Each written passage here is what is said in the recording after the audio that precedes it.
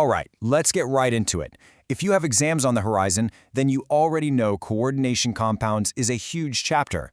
But don't sweat it. We're about to break down all the must-know concepts that will help you really nail this topic. Ready? You might look at structures like these and think they're just abstract drawings. But really, they're the secret behind the brilliant colors and gemstones, how hemoglobin carries oxygen in your blood, even how chlorophyll works in plants. So this isn't just theory. It's the chemistry of life and color itself. So here's our game plan. We'll start with the basics, the building blocks. Then we'll figure out how to name these things. After that, we'll explore their structure and stability, and then get into the really cool part, what gives them their unique properties, like color. And of course, we'll wrap up with the key takeaways for your exam. Okay, first things first, let's really break down what a coordination compound is actually made of. It all starts with a few core components. The absolute heart of any coordination compound is what we call the coordination sphere. You'll always spot it because it's written inside square brackets. Now, this unit, the central metal ion and all the ligands attached to it, it acts like a single stable team. It doesn't break apart in solution. Anything outside those brackets, that's just a counterion. So, what exactly are these ligands? Well, think of them as generous electron pair donors. The central metal ion is an electron pair acceptor, what we call a Lewis acid, and the ligands are the donors, or Lewis bases. They form this special kind of bond, a coordinate bond, and that's what holds the entire complex together. Right, but not all ligands are created equal. The simplest ones are called monodentate, which kind of means one-toothed. They latch onto the metal at just one point. Then you have bidentate ligands, which have two donor atoms, acting more like a two-pronged clamp. And then you get the really tricky ones, ambidentate ligands. They have two potential donor atoms, but only use one at a time. And that brings us to a super important idea, the coordination number. Now listen, this is not just the number of ligands, it's the total number of points of attachment to the metal. So a bidentate ligand actually adds 2 to the coordination number. And why does this matter? Because this number is what dictates the entire 3D shape or geometry of the complex. Now that we know who the players are, let's learn how to speak their language. Naming these compounds, what we call nomenclature, follows a very clear, systematic set of rules. But before we jump into the modern rules, we have to give a shout out to Alfred Werner. This guy was the first to really figure this stuff out. He proposed that metals have two kinds of valency. The primary one is just its ionic charge. But the secondary valency, that's the coordination number. It's non-ionizable and it locks in the 3D geometry. It was an absolutely revolutionary idea for its time. Okay, so on to the modern IUPAC rules. One of the first things you got to learn is how the names of the ligands change. For any negative or anionic ligands, the ending "ide" changes to "o", and "ate" becomes "ado". So for example, chloride becomes chloro, and oxalate becomes oxalato. Simple enough, right? Here are the core rules in a nutshell. First, you always name the positive ion, the cation, first. Then, inside the complex, you name the ligands in alphabetical order. If you have more than one of a certain ligand, use prefixes like di, tri, and so on. Now, if the entire complex has a negative charge, the metal's name gets an 8 at the end. And finally, and this is super important, you have to state the metal's oxidation state using Roman numerals in parentheses. Now for a pretty handy shortcut for predicting if a complex will be stable, the EAN rule.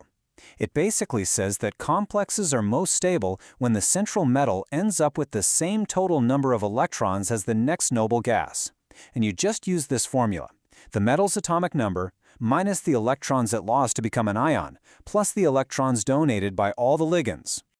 All right, let's shift gears and talk about structure. This is where things get really fascinating, because you can have compounds with the exact same chemical formula, but completely different 3D arrangements. This phenomenon is called isomerism. So there are two main families of isomers. First, you have structural isomers. For these, the actual atom-to-atom connections are different. Then you have stereoisomers. Here, the connections are the same, but the atoms are just arranged differently in 3D space. Let's look at the most common types you're going to run into. So let's compare two types of structural isomers. Linkage isomers pop up when you have an ambidentate ligand, like that nitrite ion in the example. It can connect through the nitrogen, or it can connect through an oxygen. Same parts, different connection point. Then you have ionization isomers. This happens when a ligand and a counterion literally swap places. One moves into the coordination sphere, and the other moves out. Now, for stereoisomers, the most famous type is geometric isomerism. This is your classic cis/trans situation. In the cis form, two identical ligands are neighbors sitting 90 degrees from each other. In the trans form, they're on completely opposite sides, 180 degrees apart. And this isn't just some minor detail, it can have massive consequences. The famous anti-cancer drug cisplatin, that's the cis isomer. The trans isomer is completely useless biologically. Same parts, different arrangement, totally different outcomes. Okay, now for the big question. What is actually holding these complexes together? And why on earth are so many of them so colorful? Well, there are two major theories that help us get our heads around this: valence bond theory and crystal field theory.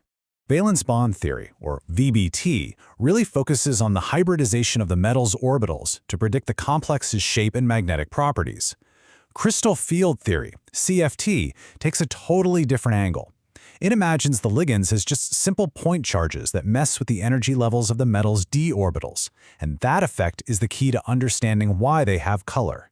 Seriously, for your exams, if you see a question that asks why a complex is colored, your brain should immediately go to one place: crystal field theory. It is the go-to explanation for this whole phenomenon.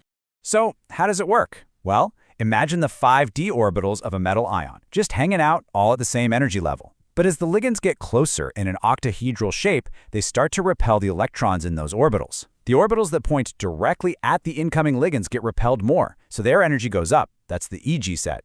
The ones that point between the ligands are less affected, so they become lower in energy. That's the T2G set. And that energy difference between them, that's what we call the crystal field splitting energy.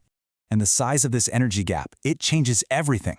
Strong field ligands create a huge gap, which forces electrons to pair up in the lower orbitals. We call that a low-spin complex. Weak field ligands, on the other hand, create a tiny gap, so the electrons would rather spread out before pairing up. That's a high-spin complex. And the color? The complex absorbs a specific wavelength of light that has just enough energy to kick an electron across that gap. The color we end up seeing is all the light that wasn't absorbed. Wow, we have covered a ton of ground. So let's zoom out for a second, bring it all together, and really focus on the absolute essentials you need to walk away with. Here is your final checklist. First, know your definitions cold: ligand, coordination number, coordination sphere, all of them. Second, practice naming these compounds until it's second nature. Third, make sure you can spot the different kinds of isomers and remember why it matters in the real world, like with medicine. And finally, really get the core idea of crystal field theory, how that d orbital splitting explains both color and magnetism.